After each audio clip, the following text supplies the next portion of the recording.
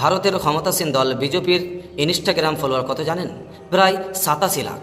কিন্তু মাত্র এক সপ্তাহে সম্পূর্ণ নতুন এক দল এসে 1,10,00,000-এর বেশি ফলোয়ার নিয়ে মোদিজির দলকেও পিছনে ফেলে দিল।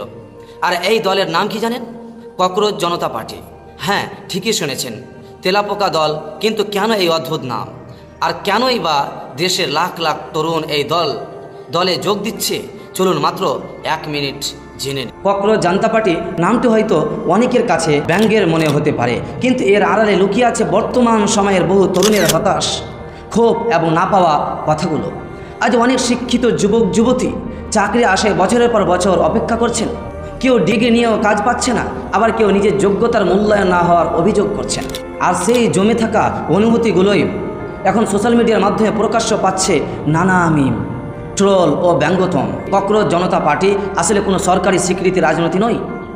এটি মূলত একটি ডিজিটাল প্রতিবাদের প্রতীক, যেখানে তরুণ সমাজে নিজেদের অসন্তুষ্ট প্রশ্নগুলোকে ভিন্ন ধর্মী উপায়ে তুলে ধরেছে।